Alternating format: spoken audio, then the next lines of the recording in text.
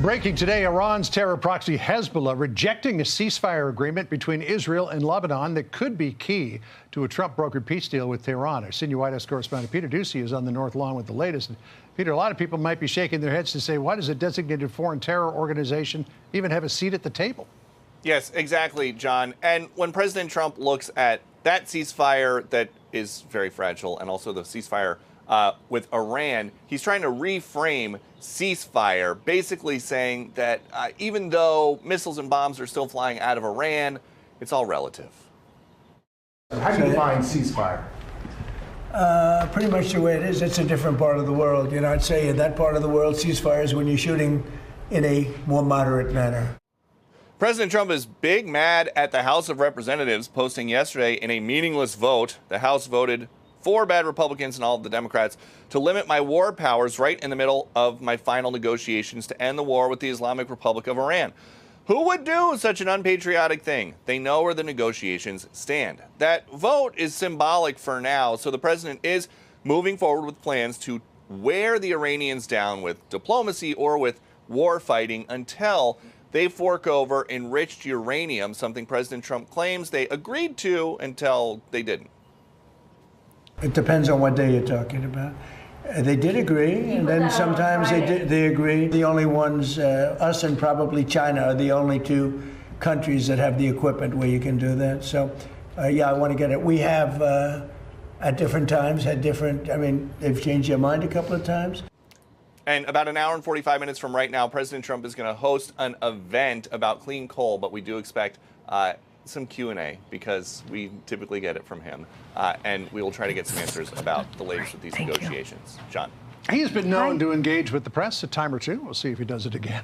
Peter, thank you. Aisha? Okay, let's bring in retired Navy Commander Kirk Lippold, former commanding officer of the USS Cole. When it was bombed by al-Qaeda terrorists almost 26 years ago, it killed 17 American sailors.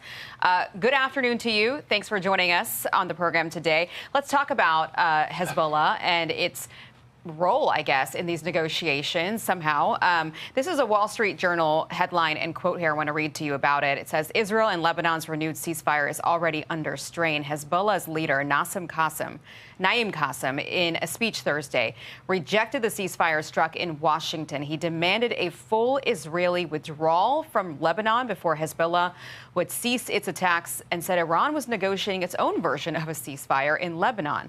The declaration is a roadmap for the annihilation of a section of the Lebanese people and the enslavement of the rest, Qassem said. So, like John said, how is it that Hezbollah suddenly has a voice in all of this? Well, what you're actually seeing, is the fact that Iran does not want to negotiate with the United States, and they are merely using Hezbollah as another tool in their kit to delay negotiations because time now favors the Iranians in almost everything they do. The fact that Iran thinks that Hezbollah should be integrated and should run the country of Lebanon as if that country were a proxy rather than an independent nation that the United States has tried to work with for years to bolster their military, to bolster their government, to get it so that it does not fall under the sway of Hezbollah is absolutely stunning. But it typifies this is why the Iranians cannot be trusted. Well, the president is still weighing his options. This is him yesterday in the Oval Office. Let's watch. We could go another 2-3 weeks and just wipe everybody out. I'd rather not do that. Very easy to do. They're ready to do it. They want to do it. They want to do it. But if we can get something down in writing which will accomplish the same thing without killing everybody, I'd like to do that. In your mind, sir, what's the trigger? When should we go back and start bombing? I think at this point, like a lot of the American public, we're looking at it and saying the job needs to be finished.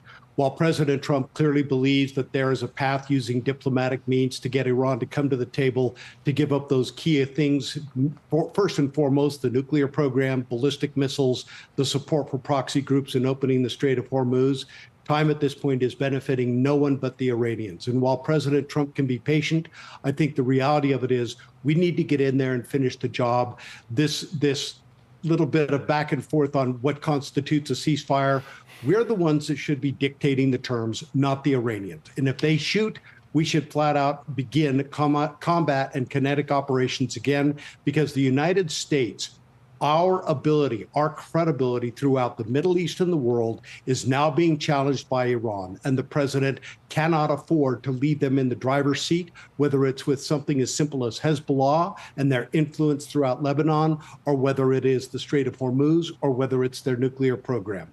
Well, Iran needs to give those things up. For now, talks are continuing. I'm sure you saw this a week on the Hill. The House passed this Iran War Powers resolution. It very much upset the president, especially at a time where we are in critical negotiations. The country is obviously not united in terms of how to deal with Iran. So is Iran reading something like that, what folks on Capitol Hill just did, and thinking, let's take advantage of that politically. Let's take advantage of the situation because the country is so divided.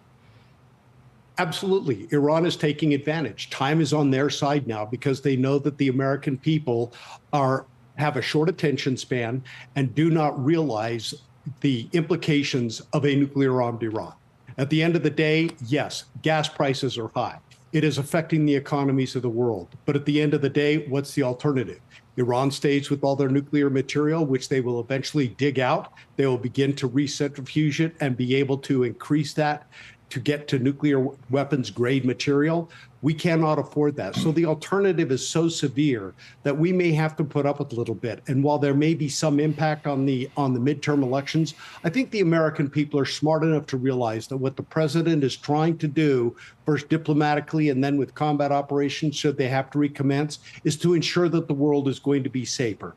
But at this point, as I mentioned, time is now favoring the Iranians, not the United States. And at some point, the president's going to have to make that hard decision and begin operations that are going to bring the Iranians to their knees. Yeah, but he says he's not going to be pressured by the upcoming midterm elections. He's not going to be allow that to affect his decision making. So we'll see what he does in the next couple of days here. Commander, thank you very much for joining us. Great to see you.